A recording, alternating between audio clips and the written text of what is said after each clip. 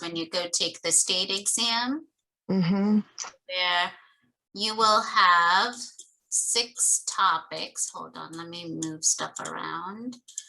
There's 6 topics that are presented in the mail-in side, which ends up being, and this is a document that you will get as a follow-up to the session, and you will also get it when you register to take the state exam. Let's do this. Let's go ahead and see what you're able to answer. So what I'll do is I'll present questions from the topic that produces most questions on the state exam, and that is Brokerage Relationship, Unit 6. There are 15 questions.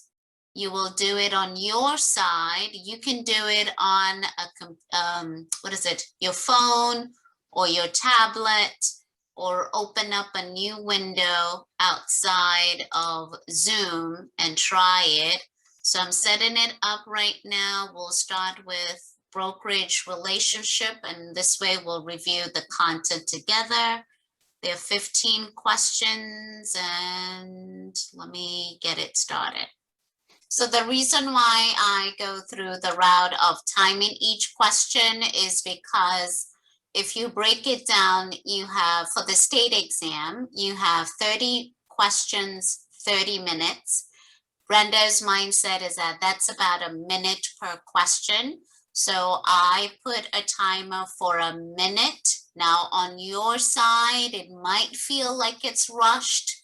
So that's why as we look at how you did, you will see that the next, as we're going through it, you will see that when you take your time, so probably here I'm seeing an average, which is a usual, about 27 seconds is how much was spent on average per question. So let's go through it together and you'll see how you do, because you'll be able to now read it again. And I will also hide the answers. However, you will kind of know whether you got it right or wrong. I am paying attention to how much time you got. And if I see 100%, then you will let me know whether we need to spend more time on it after you read it again. Okay. So with this one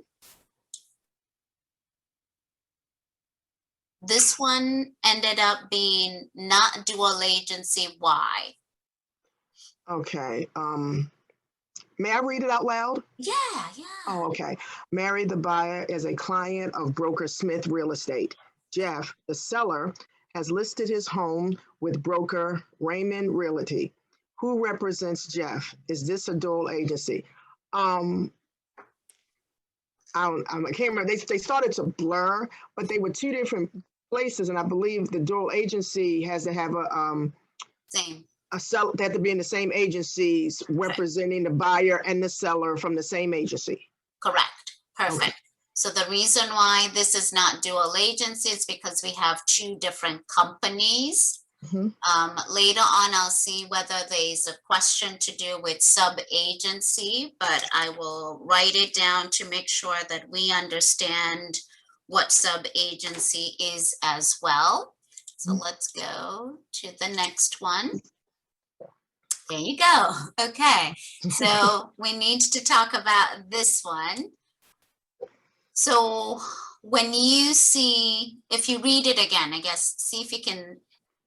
A cooperating, a cooperating agent, it says, then they have in parentheses sub-agent. So they're asking if that's a subject agent. And I put, which one of these? Yes. Yes. And what did I said? Oh, yes, it gives the client a level serviceable, but yeah, I was confused. So previous question presented dual agency. This is dual agency. Yeah. Okay, so now let's review how sub-agency works.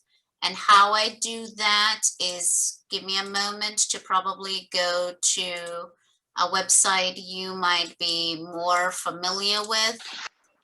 right? So keeping in mind, Annette's answers might be different. The test question might be different. So let's go through what sub-agency means. What zip code do you live in right now? 21133. Okay. Let's say you are on this website, which I'm sure you might have heard of. So with this website, you've now put in you're interested in homes in that zip code. Keep in mind, yep, you know how the market is. There are not that many houses for sale.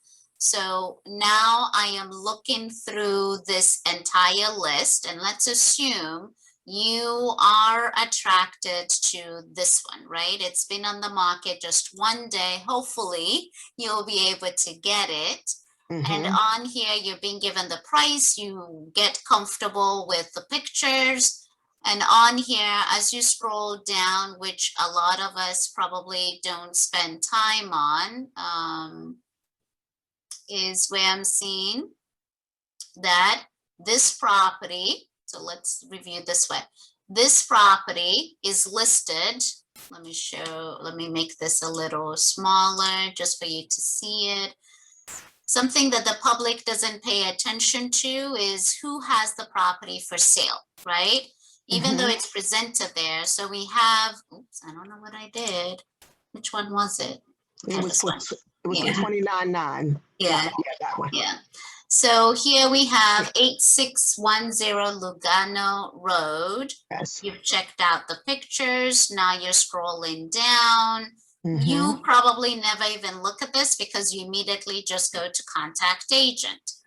But for class purposes, this is now where we have Mr. Falana is the listing agent, and he's working at eXp Realty. So eXp Realty is the broker that has this property for sale, right?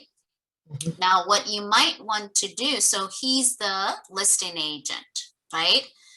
Now you go ahead and you contact the agent and you fill out a form. Whomever that connects with you, just reviewing agency, whomever connects with you, Susan, has to disclose whom they represent. So rules in Maryland, if you get another question asking, how do you disclose the brokerage relationship, or when do you disclose agency? It's at the first contact. In this example, the first contact that you, Susan, will have with an agent is online. You fill out a form. Whomever connects with you, whether it is Mr. Falana or myself, because I work for that company, we need to disclose whom we represent. And who are we representing? The seller, right? The seller has hired eXp Realty. Doesn't matter which agent connects with you. All of us are working for eXp. All of us represent the seller because the seller hired who? The company. Okay. So that first contact, Brenda will share, hey, Susan, I see you're interested in this property. You're lucky right now. It's still available. Let me just give you a heads up. For now, I'm working for the seller. I'm sure you want to be represented. So let's get that sorted out.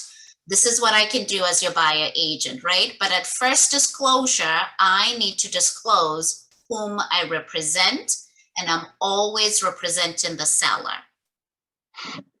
Okay. Now let's break it down. If it's someone from eXp Realty, they're the listing company, right? If it's someone else, so now let's switch hats. Brenda works for Blue Realty, right? I work for Blue Realty. When I connect with you, Susan, I'm going to say, hey, Susan, for now, I work for the seller. How do I work for the seller is as a sub-agent. Why?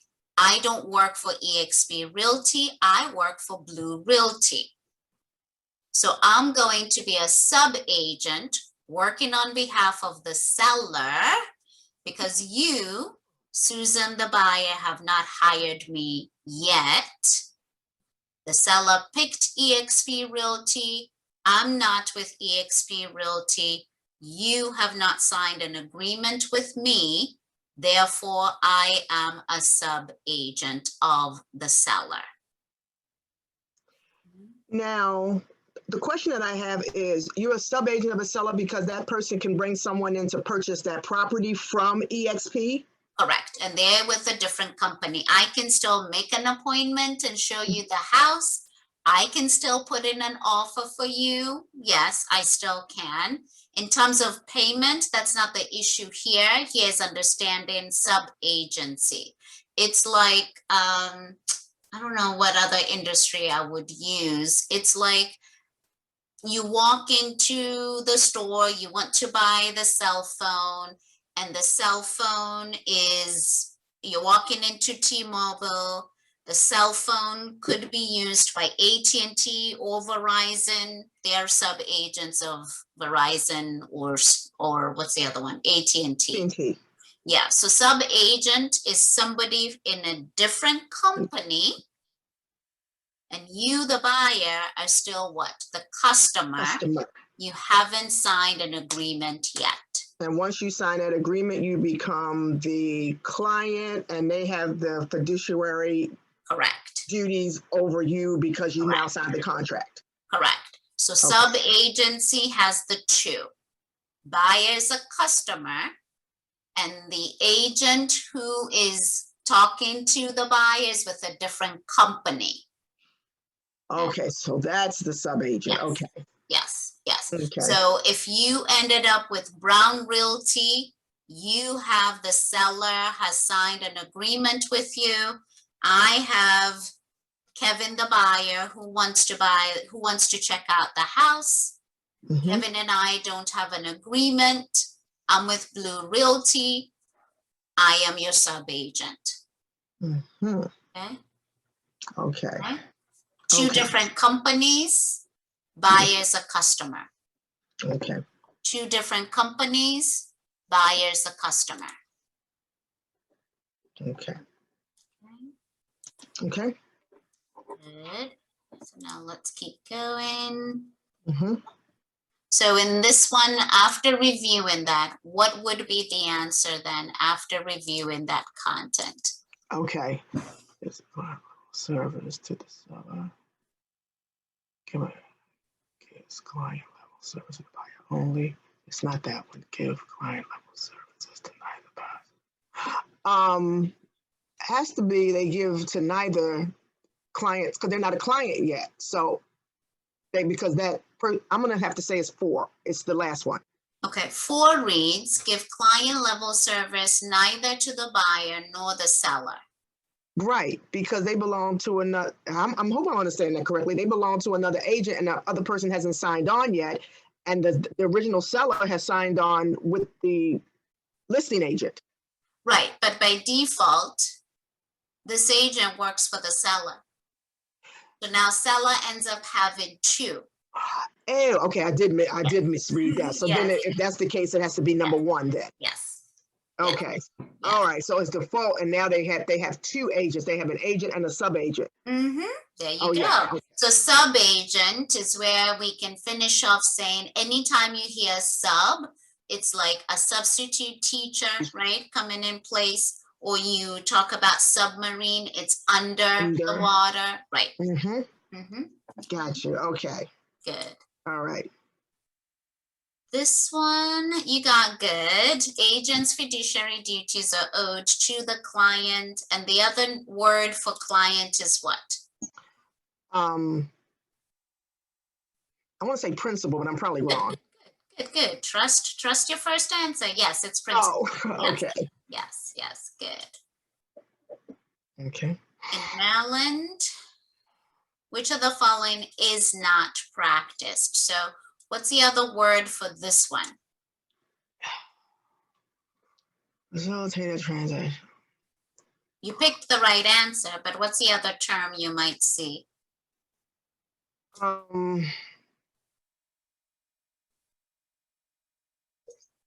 I think I remember an example of that. Maybe that's why I picked that, but I can't remember the word I used. Because the word is there, transactional. That's what I was thinking. I can't think of another word It for would it. be non-agent. So if you see Oh, non-agent, that's would be, okay. yeah, yeah, okay, Non-agent. Okay. And yes. that's also okay. All right. Let me know to slow down if you're writing your notes. That was just right. I'm sorry. Okay, that's okay, no worries. Okay. Okay. Non-agent. Okay. Okay, how about this one? An agency relationship can be terminated. I did put all of the above. Good. So there are Yeah. 7 reasons. You now know 3. What are Mhm. the other, I'm sorry, you're not, yeah, what are the other 4? What else Mm. could terminate these agreements? Is it the death of someone too? Good, Like a death of a broker? No. correct, or Oh, the client. client. Yes, Okay. yeah. So Um, unfortunately, if I pass away, the salesperson, it does not terminate, right? right. It But will as the only, broker does. right, for the broker it does. Good, what else? Um, if the owner is bankrupt. Good. Mm-hmm. Oh wow. Can't remember the last one. I mean, but you said there's 7, so I still need to give you 4 more, right? Oh my gracious. Death of the broker or the client, Client, death of uh, broker, right, bankruptcy. bankruptcy, foreclosure, good. Let me see when the purpose of which this created was completed. Um, mutual agreement, due desperation of contract. Oh my gracious. I cannot think of the other. I think it's 3 more that I have. I can't. 2 more I have to give you. I can't think of the other 2. No, I can't. I can't think of the other 2. Okay, so these are covered in your, just so that you have a reference if you want to. Yes. These are presented on, I was looking for it. Hold on.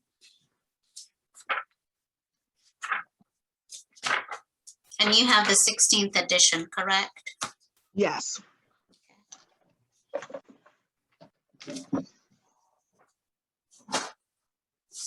I have the 15th, hold on. Okay, while you're looking there, let me present you the options and then I will give you the book in a couple minutes. Okay. Let's see.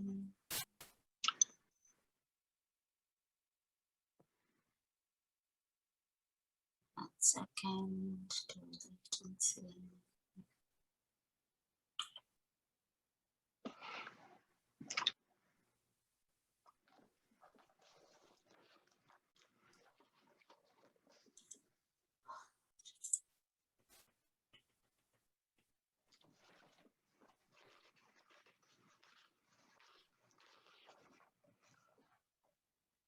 Oh, I thought I had them.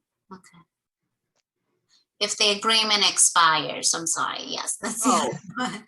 Yes, if the agreement expires, because all agreements need to have a beginning date and an end date, right? Okay. So that would be it. Okay. I'm still looking for where you'll find that.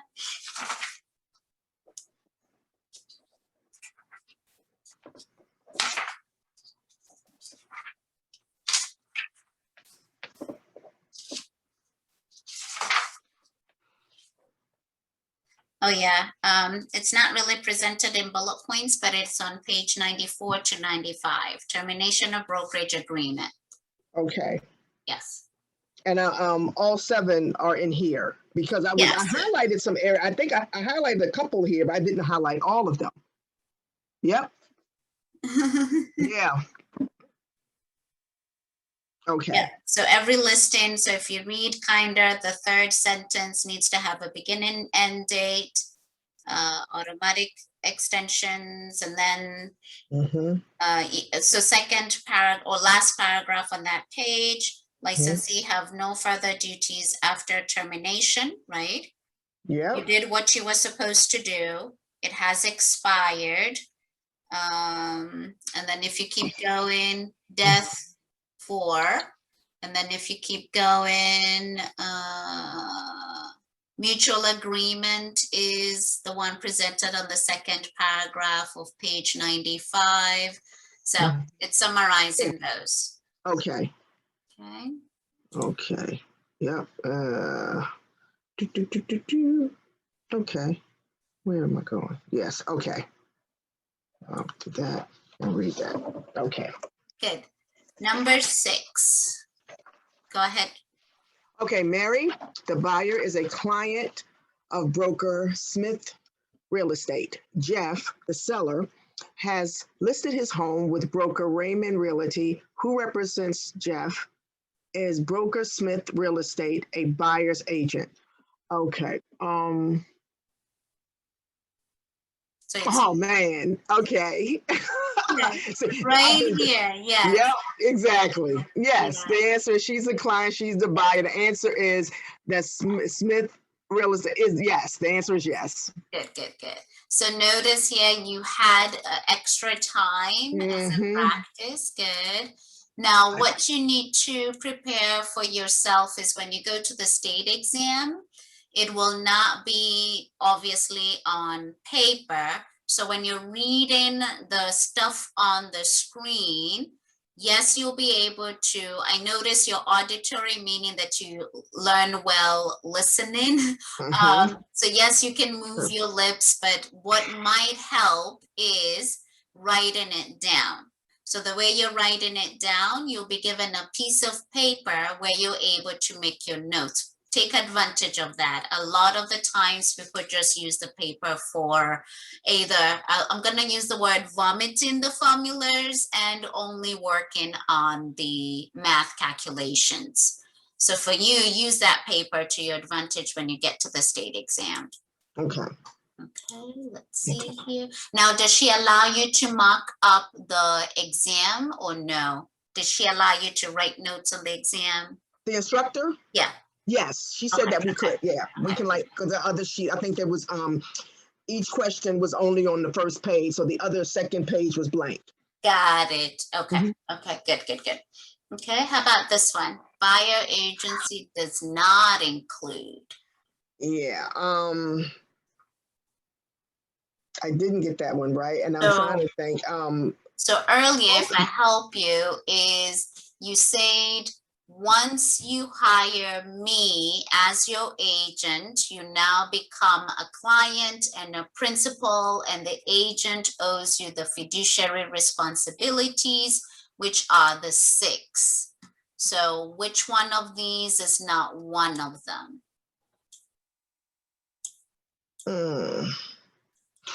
Oh, code. Okay.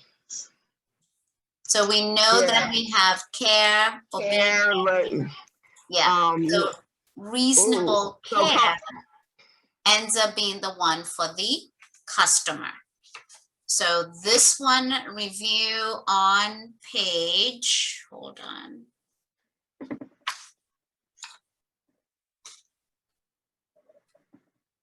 This one, they give you a good table on starting from page 106. And there's a good table on page 107. Okay, 106. You'll see on 107 what's given to principals and what's given to customers. Yes. Yeah. Yeah. Okay. Okay. So customers. So if that's the case, which one? Wait a minute, because I'll let you finish. I'm going to say all of these were on here, but loyalty, confidentiality. Reasonable care is given to the customer. I know the figure 6.1 is kind of confusing, but look on page 106. Customer level services, reasonable care. Okay. So what was confusing that they put the word reasonable in front of it. Yes. Is that?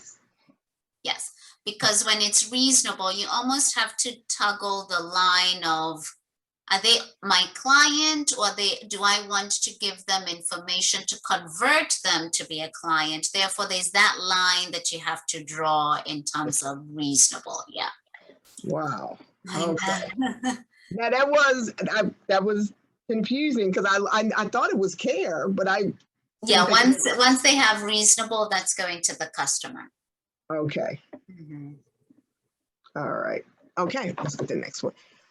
When the landlord and the tenant are both represented in writing by the same broker in the same transaction, this is called, and I did get that one right. Yep, good. I'm gonna tell you that I started to think something else for that one because they didn't do buyer and seller. They did landlord and tenant. Yes, and they will do that, right? For you to remember that it's the same on the landlord tenant side. Yeah. How about this one? Ooh, got that wrong. Mary, the buyer, is a customer of Broker Smith Real Estate. Jeff, the seller, has listed his home with the broker Raymond Realty, who represents Jeff. The Broker Smith agency is Broker Smith Realty a buyer? And no, it's the seller. I was reading too fast. Mm-hmm. They now work. They the one that worked for Jeff, and Jeff hired them to list the No, home. actually, here it tells you. Yeah. Mary, right, is a customer. Yes. Jeff. Oh, I'm sorry. We're talking about Mary, not Jeff. Yes, because here they're talking about buyer Broker Smith Realty, who's connected to Mary, and they've told you that Mary's a customer here. Yep. Okay. And notice how quickly you guessed on that one. So take your time, and we'll see. I think it may help with the written one that I have on Monday to kind of do exactly what you just did. Underline that as I'm going and then try to connect it. Yeah. Yes. That's going to help. How about this one? Oh my God, I didn't get that right. The understanding whom ages represent form does not require. I read that too fast. That's why I said all these. Yeah. So it's one hit is does not require presentation no later than the first scheduled face-to-face. The form to be signed by the buyer, the form to be provided. Oh.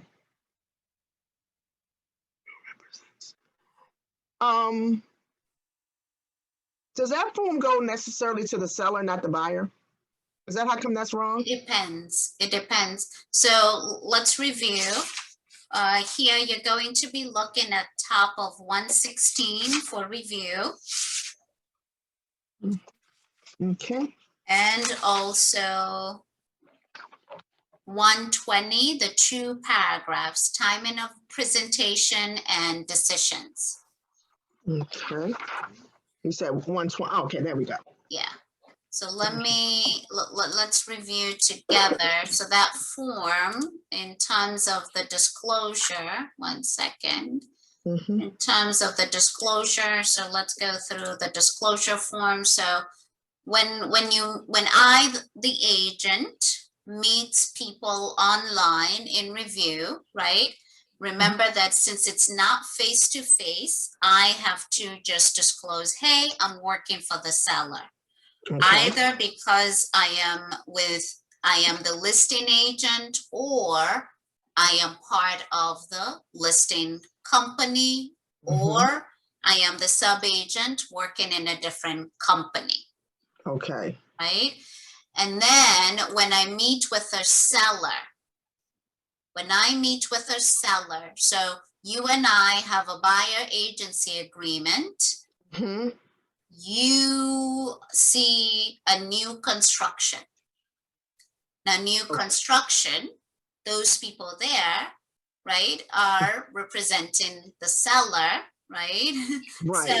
So right. I need to disclose that I am your buyer agent. Also, to those people? The builder. Builder, okay. Yes. Also, you might have seen as you're driving by a sign that says for sale by owner. Yep. This is somebody who has said, I don't want to hire real estate agents. I want to sell the house myself. Mm-hmm. So when I knock on that door and I want to show you that house, I need to tell that seller, hey, dear seller, I'm representing this buyer. Why? The seller is not represented by anyone. Okay. Okay, so that's why buyer agent, you disclose that you represent the buyer. There's a website for salebyowner.com. When I'm connecting with that seller, I will say, hey, I am the buyer agent of Susan. She's qualified. She wants to check out your house tomorrow at 6 p.m. Okay. And then we already talked about sub agent. Good. Yes. They represent the seller. Yep. Yes. Okay. The key word here is disclose it how you met them. So rather disclose it through the process of how you met them. If you called me, I tell you over the phone. If you send me a text, I tell it to you when I respond to your text message. If you send me an email, I respond back and tell you whom I represent. If it's through Zillow, my social media, so notice here, it doesn't matter how the consumer connects with you. When you respond back, you need to share whom you represent. Okay. Then we go into, oops, no, I clicked the wrong thing. We go into the next part about disclosure. So this form, the understanding whom agents represent, which is what we're talking about right now. When does it need to be shared? At the first scheduled face-to-face, right? So when I meet you at the house, I need to have this form. And then this is where you have the three choices. So when you're presented with this form, then the buyer, you have the choice to sign it. Signing it means what? Or the seller, right? Signing it, whether it's the buyer or the seller, means this buyer is not represented. This seller is not represented. Signing it acknowledges or confirms that you're going to still be what? A customer. Yeah. Okay. Because this form is only given to customers. This form is only given to customers.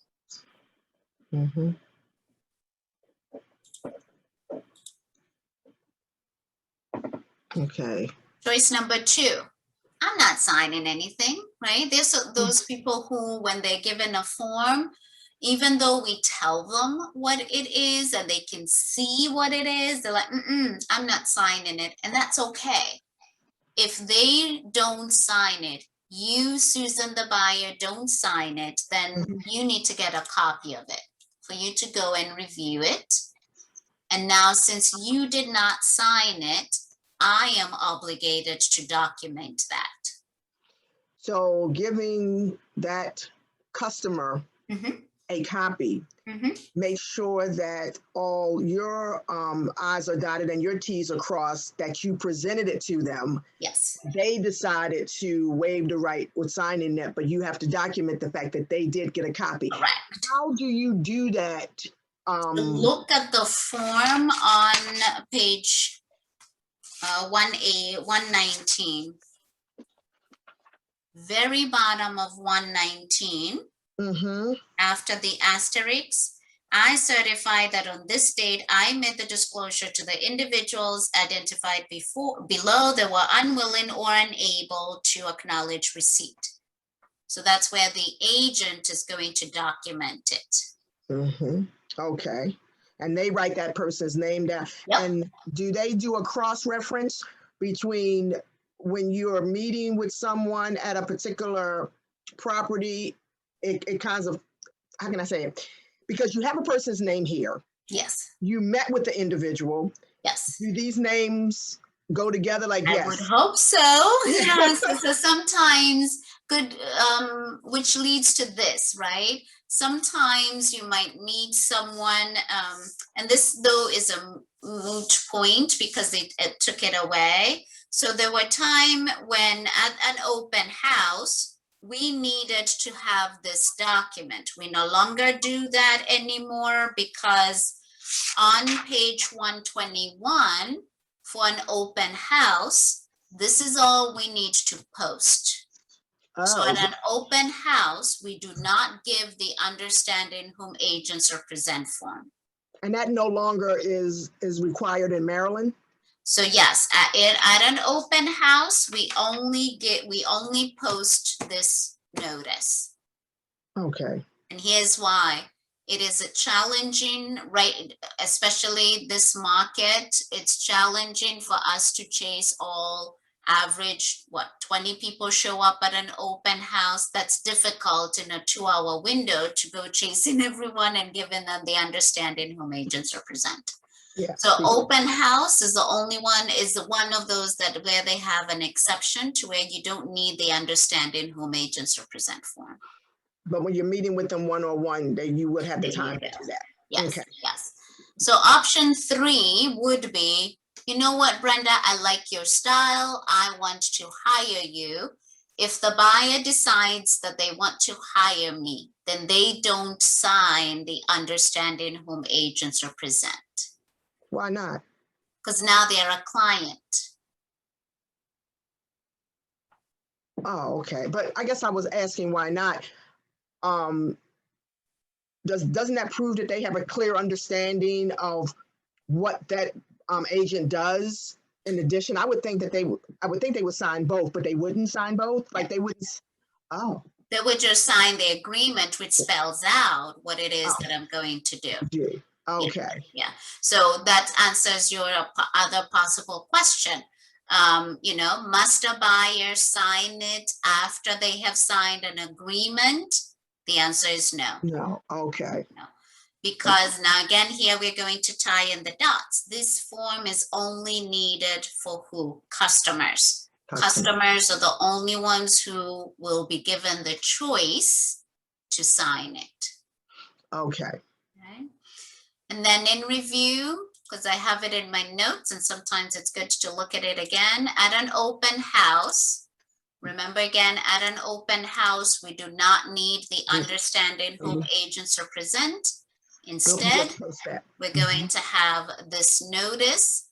Now, this information for open houses is covered on page 120 at the very bottom. Oh, yep, I see it. Okay. So open house, this form, where does it come from? So a question might be who's responsible to make sure that we, the licensee, have it? It's coming from the Real Estate Commission.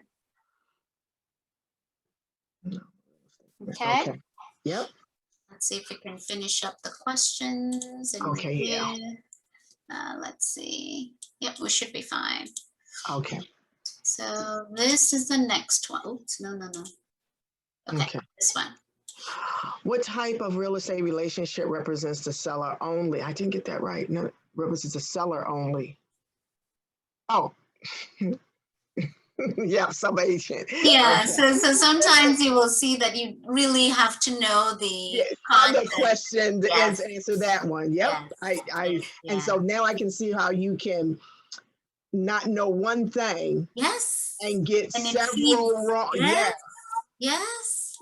That's exactly what happened there because I didn't know what that was. Exactly. Yes. Okay. Yes. Okay. Nancy, the buyer, signed the understanding whom agents represent form. Nancy has not signed the buyer agency agreement with Broker Smith Real Estate. She told the salesperson that she intends to sign it at the end of the week. Nancy is looking at homes today with Broker Smith Real Estate. Nancy is best described as a buyer client. And I put no. Good, because here it's right off. Yep, this gives you the answer. Yep, she has not signed anything. She's still a customer. Good. Yeah. Good. Wonderful. That's a different question, right? Yeah, Mary the buyer is a customer of Broker Smith Real Estate. Jeff, the seller, has listed his home with Broker Raymond Realty, who represents Jeff. Is Broker Raymond Realty a seller's agent? Wait a minute. Oh. No, Jeff is okay. Broker is the, wait a minute. Jeff is the seller. Jeff, the seller, has listed home with broker. Wait a minute, why? Raymond Realty is working for the seller, and who's the seller? Jeff. Yeah. Jeff has listed his home with, yeah. So they are. Oh. Okay, yeah, now I see why I got the score I got. I'm like, yeah. Sometimes it's the simple ones that you look, you're like, come on, Brenda, really? No worries. We go through it. I think I let the stress get to me, but okay. Yeah. All right. You, a licensee, are conducting an open house. When prospects visit this open house, what is your legal real estate relationship with them? And I did that. Yeah, the prospects are customers. Everyone that comes in, right? Until someone makes or sign an agreement. Correct. And they can only become your buyer after the open house, right? At the open house, you represent the seller. Good. Yes. Okay. All right. One more. Okay. Mary, the buyer, is a customer of Broker Smith Real Estate. Jeff, the seller, has listed his home with broker Raymond Realty, who represents Jeff, is Broker Smith Real Estate, a sub-agent. Now, I must have guessed that one because I didn't know what. I must have guessed that one. Well, if you read it, right? So yeah. Mary is a customer. They're two different companies. So yes, in terms of guessing, yes. Yes, I did guess that because I did not know what the sub-agent was. So I really guessed. But now, if I had to explain it, it's because they're two different companies. And Mary is a customer. And Mary is a customer. Yes. Okay. Last 3 minutes, let's review a couple more in terms of dual agency. I'll just ask questions. Okay. What do you know about teams or groups? About teams, I know that I believe that a broker cannot be a team leader. Is that correct? Good. The teams must advertise and have some connection with the real estate company in which they work when they advertise. Good. Oh, trying to think of what else for the team. Talk about the team leader. What's the qualifications of the team leader? The team. Well, they have to have their license for a certain amount of time, but I'm trying to think of what it is. 3 years. Yes. Okay. So how you remember? Oh, I did get that one right. That was on the test. I think I got that one right. Yeah, I think I got that. The team leader needs to have been licensed for 3 years. They don't have to be an associate broker, meaning taken the broker course and gone and passed the test. They just needs to be licensed for 3 years. And then when we're talking about dual agency, the team leader cannot be the intracompany agent, meaning team leader and also somebody within the, they cannot select the intracompany agent. Only the broker. The broker can do that, right? Only the broker can do that, right? And the broker will not choose the team leader. He would have to choose 2 other salespersons within that. Okay. Did it say on the email that I would be able to get these slides or get the information from here?